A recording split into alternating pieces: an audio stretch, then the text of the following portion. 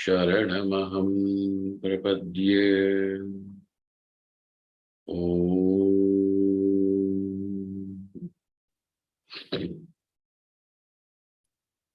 शांति शांति शांति। ओम नमो ब्रह्मादिभ्यो ब्रह्म विद्या संप्रदाय कर्तृभ्यो वंश ऋषिभ्यो महद्भ्यो नमो गुरुभ्यः। सर्वोपप्रवरहितः प्रज्ञानघनः प्रत्यगर्थो ब्रह्मैवाहमस्मि ब्रह्मैवाहमस्मि। ओम वेदान्तार्थविभासकाय गुरवे शान्ताय सन्न्यासिने नानावादीनगेन्द्र संघपवये योगीन्द्रवन्द्याय च मोहध्वान्तदिवाकराय भगवत्पादाभिधां बिभ्रते तस्मै भाष्यकृते नमोऽस्तु सततं पूर्णाय बोधात्मने।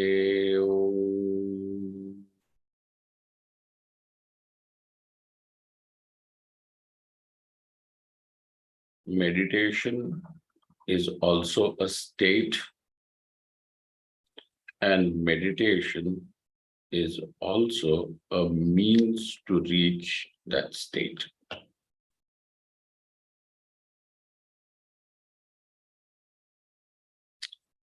And therefore, Bhagavan Patanjali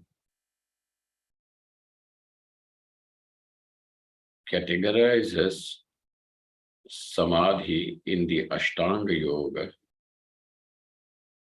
as the means as well as the end.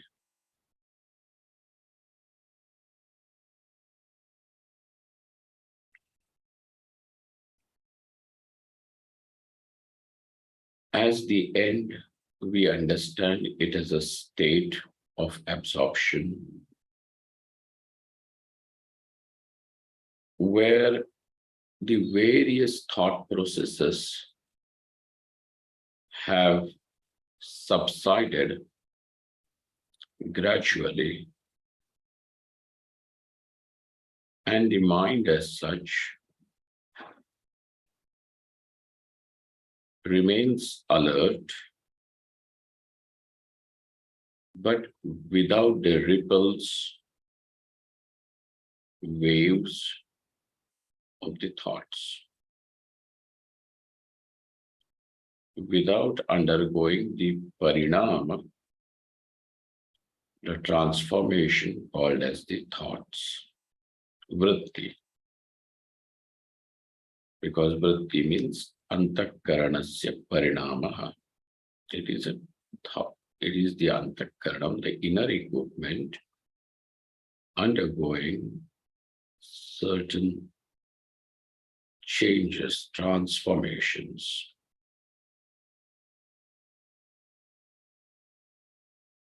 So as a state, we understand that gradually it would mean a gradual progress wherein now the thought processes are neither affliction oriented, nor they are not klishta vrittis. They are not intense, and they are not even frequent. So intensity and frequency of the thought then gradually is given up.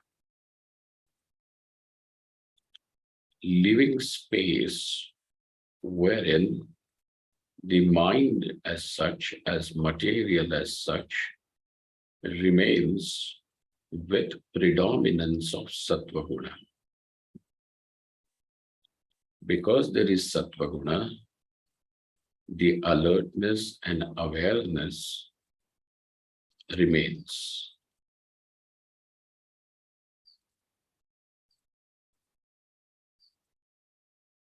Though alertness and awareness is there, yet it does not entertain any object, external object. So I mean external to the self. Otherwise you would say that, well, this pen and the table and the book is external, but internal objects have no problem. And so let the mind keep producing the internal images, and this is meditation. Now,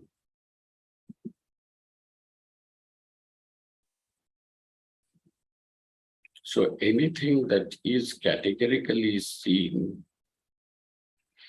as anatma, there is withdrawal from it. So this is the state of mind wherein the chitta, the mind, remains as it is, only reflecting the light of the self.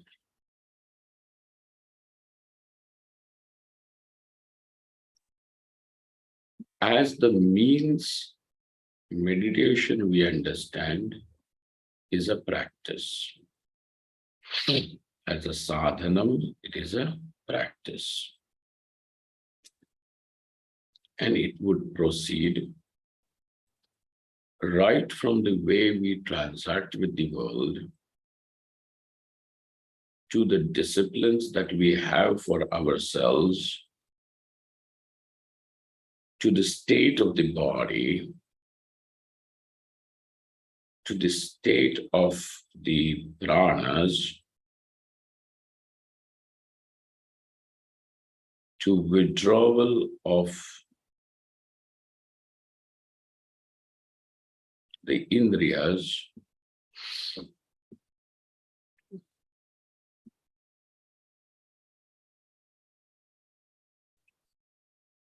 to allow the mind to dwell in one place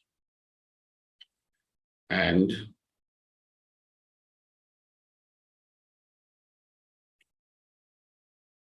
continue to remain in that place, singularly focused on one object. Tatra pratyaya ekatanata dhyanam. So after dharana, dhyanam, and finally samadhi, which means now the dheyakara vritti remains without the vritti trifurcating as dhyata, the meditator, even the effort that I am meditating and the meditated object. Though it doesn't, because it is a vritti, it naturally will trifurcate as the knower, known, and the means of knowing. Yet, we are going to say the dheyakara part. Dheya means that what is meditated upon. That what is meditated upon remains so predominant that the dhyata and even the process of dhyanam, the effort I am meditating, goes into oblivion. When this happens, we are going to say this is samadhi, after which the progress of samadhi then goes from samprashyat samadhi to asamprashyat samadhi to nirbija samadhi. All right. But presently, what we need to understand is, where is it that the mind, as if compulsively, is drawn?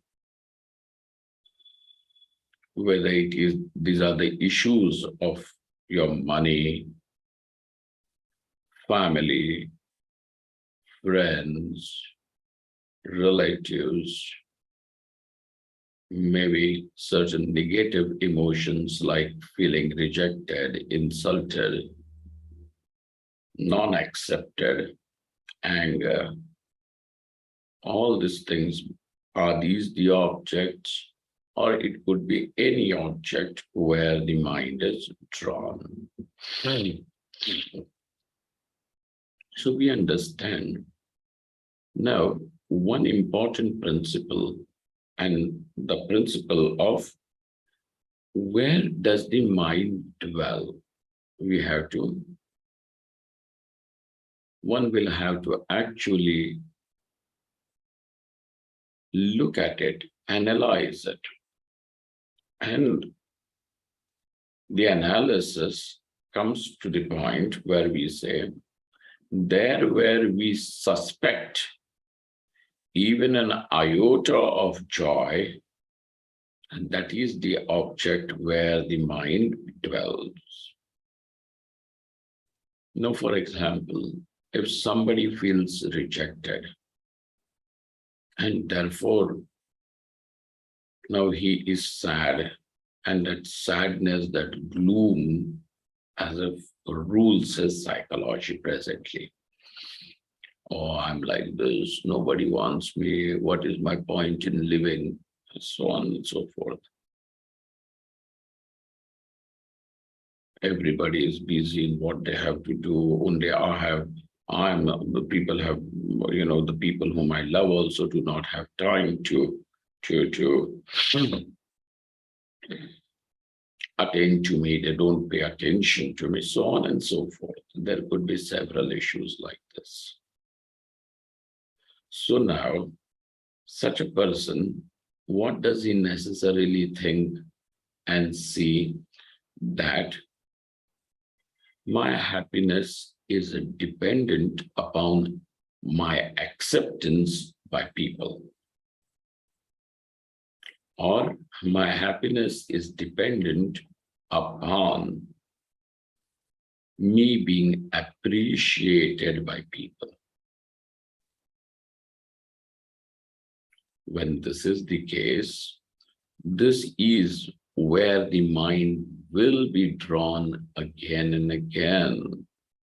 Meaning, wherever we suspect that this is the place, this is the location, this is the object from where I am going to draw my happiness, or this is going to deliver me happiness, those are the things, those are the issues, those are the people, those are the activities on where the mind will be forcefully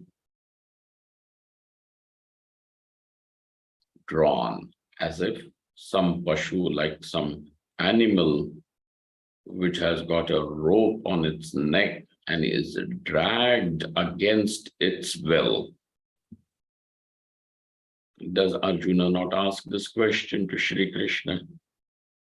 Bhagwan, in spite of us knowing that, these things are not good for us, why do we follow the path of sin?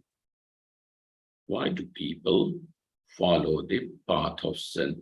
Because whatever that is now called as sin is somewhere seen by us as a source of happiness.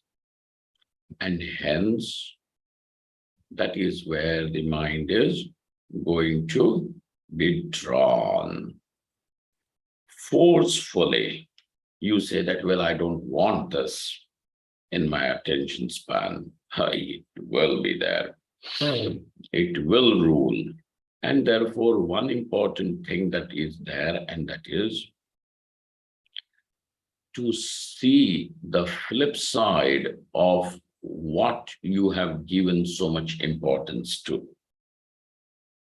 To see the flip side. When you are able to see both the sides, now weigh. Now you can weigh them both. तुलना करो कि भाई इससे होने वाला नफा ज्यादा है या इससे होने वाला क्या कहते हैं लाभालाभ तोटा ज्यादा है.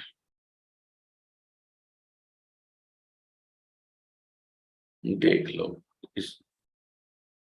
And when we have both the sides to see, now you can be objective. When you see only one side, then one is lopsided, bound to lose balance. Therefore, दोनों तरह से देख लो. And when this happens, a quality will rise, and that quality is called as Vairagya. So therefore, now we are going to say your meditation will become successful if there is Vairagyam, and also there is meditation which will develop Vairagyam. So if you focus on the Pratipaksha Bhavana, it will develop, it will create Vairagyam. Now by that Vairagyam, please don't think that suddenly you have started wearing orange clothes and then you have gone to Kashi or some Himalaya doing bhiksha, etc. No, Vairagyam means this maturity. And that maturity necessarily means where you are able to see the freedom to free your happiness, to free your joy, to free your peace from the dependence on any object, any person, anything that is external. And thus, then a person realizes that Sukham is not a quality of any object, place, activity, but Sukham is the nature of the self. When Sukham is the nature of the self, now you tell me, when the mind, when the buddhi has understood this, where would that buddhi run? Given any chance, such buddhi, such mind will want to go and dwell in the self. Okay? कहाँ बस्ती करोगे? मन तुम्हारा कहाँ बस्ती करेगा? कहाँ रहेगा? Where will it be encamped? In the self. Where will it be lodged? In the self. वहीं पे रहेगा. आत्मनिष्ठो भवत्वम. Nishtha word comes from Nitaram Sthiti. Sthiti. कहाँ स्थिर है? कहाँ बैठा है? Where is he seated?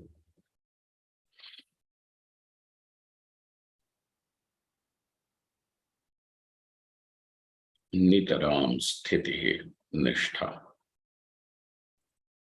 So now, this is the case. So,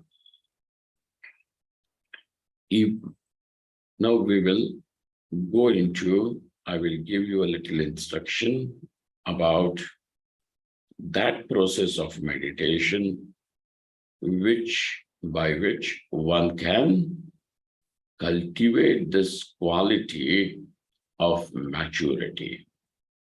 Okay? Don't say that maturity comes with age. We all know this.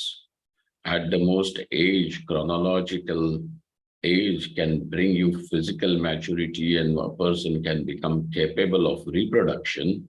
But that is not the maturity, the emotional maturity, the intellectual maturity, which we are talking about. We are talking about that maturity, which comes through certain effort. And presently, this effort is what we are going to call as our sadhana, our spiritual practice. Okay. Now that you are seated, I hope everybody understands how one should be seated. If you are seated, that would be good. Seated in the sense with your, obviously, people will say, well, I'm seated in a chair. If you can't, or if you don't have space to sit down where you can squat and sit with folded legs as palthi marna.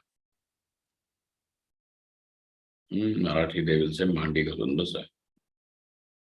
Palthi maar ke baitho. If you are having little loose clothes, it will help. With your pin bones rising above, or your pelvic region is raised above few, or at least an inch above the ankles, above the knees. So knees are kind of at a little slope.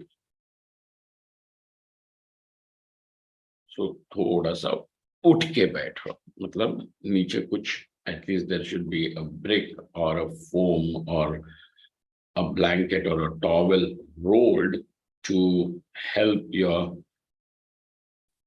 pin bones, the hips to rise a little bit and give a lift that gives a lift to the backbone. Back jaw, sit.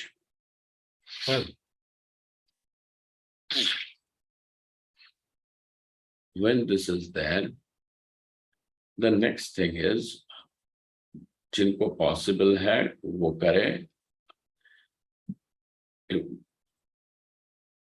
And if it is not possible to you for sit for an hour long, sit for 20 minutes today, 15 minutes or 10 minutes, as much as your body allows it today.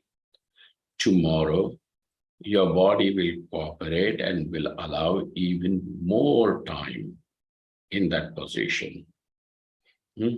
So sit to the point, not to the point where the pain is so intense in the knees or in the ankles or in the calf muscles that, it becomes too much and your attention is all consumed only by the pain.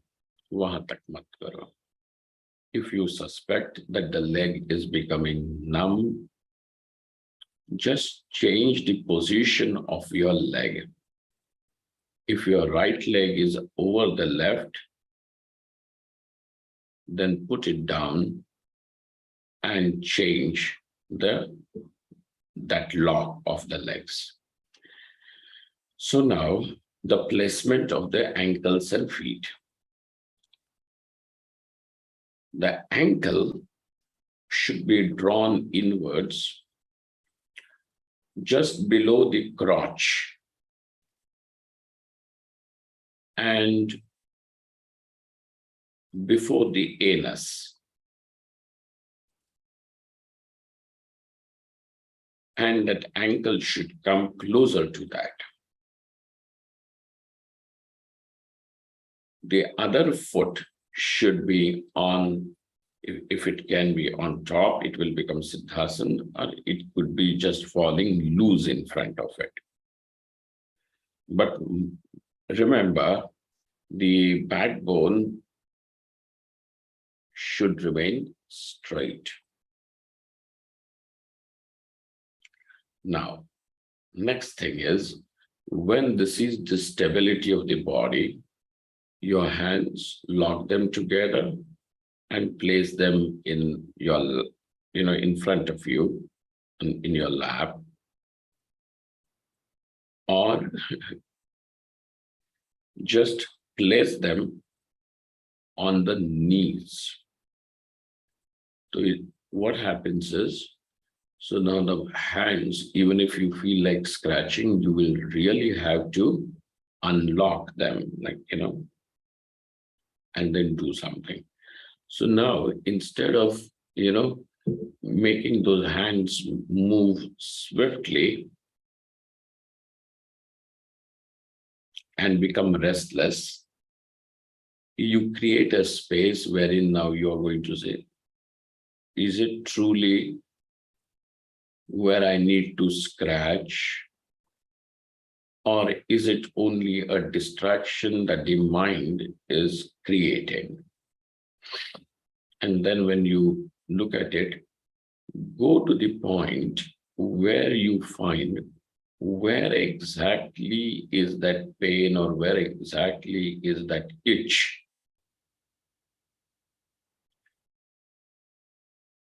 To that point. This is all the we are talking about the preliminary preparation. And you will find that the spot goes on becoming so smaller and smaller and smaller and smaller, that now actually you discover it is not there.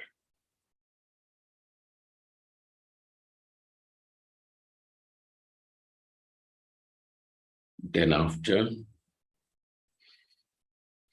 the pranas. When you are resting, as in deep sleep, the pattern of breathing is deep, relaxed.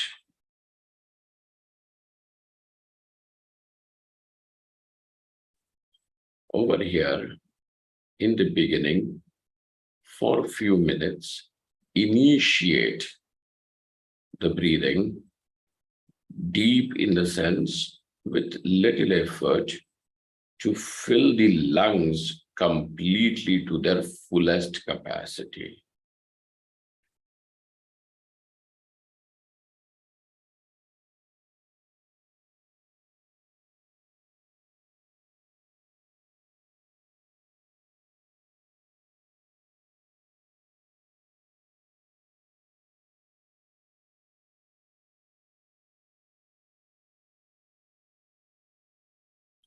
And release, exhale, to draw the air to its fullest, up to the point where the lungs can give up. Give up in the sense, give it up as much to its optimum capacity. Okay, fullest means optimum, I'm saying.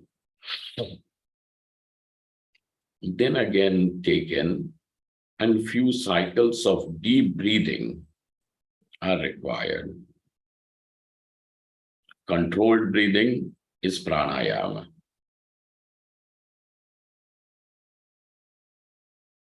But over here, for now, just this much. Then after, focus on this idea, thought, that I want nothing from this world for time being. Oh, Swamiji, we wanted something. Is samay. And if something that you want is actually troubling you, then also flip it over and look at its drawbacks. When you are able to look even at the drawbacks of something, the initial surge of that infatuation subsides, leaving you a little relaxed and less anxious.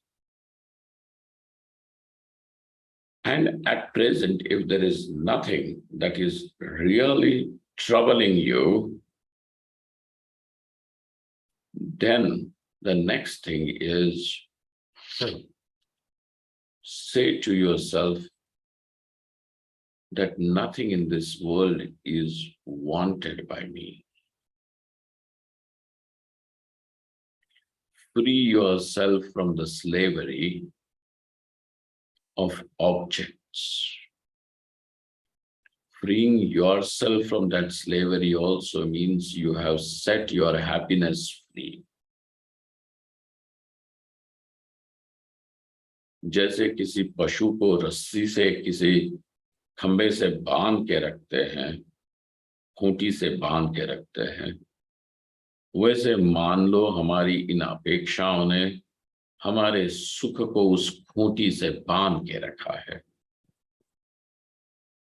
भाई इसको मुक्त कर दो, just set it free.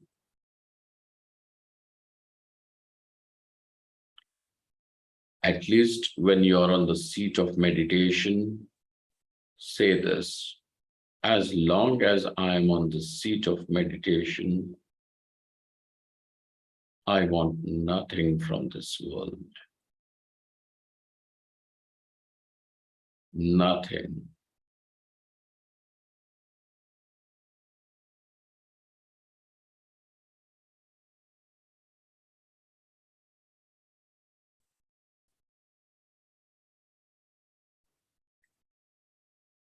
When the world as such loses the significance, importance, now that what is truly important, significant, essential, essence of life, the self, is what the mind dwells on.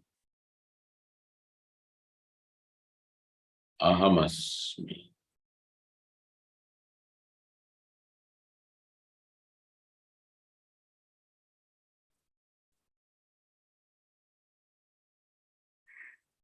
This aham has no name, no form, no specialities, nirvishesh,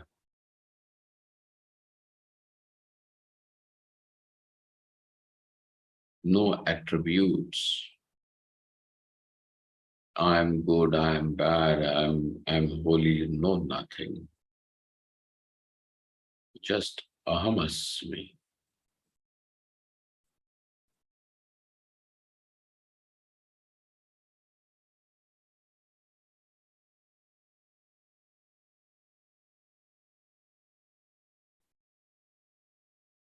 Let this be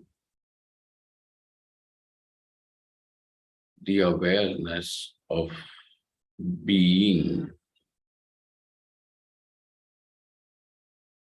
Allow the mind to be here, and this then we are going to say is Pratyak Chaitanyam, the Lakshartha of Tvampada.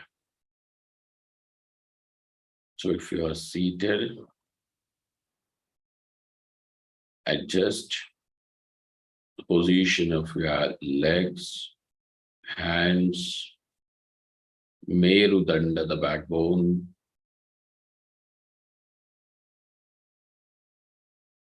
then do few rounds of deep breathing. Obviously, your eyes need to be lightly closed. Swamiji, we want to do Shambhavi Mudra. No gymnastics now. Just do this. The eyelids, the upper eyelids are falling on the lower eyelids so lightly, like rose petals falling on the ground.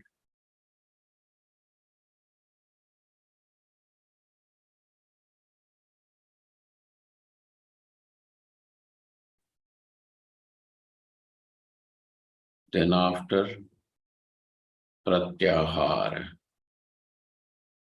I want nothing. The moment you have said nothing, you chasing the world outside comes to a cessation. This is pratyahara. The indriyas will come back.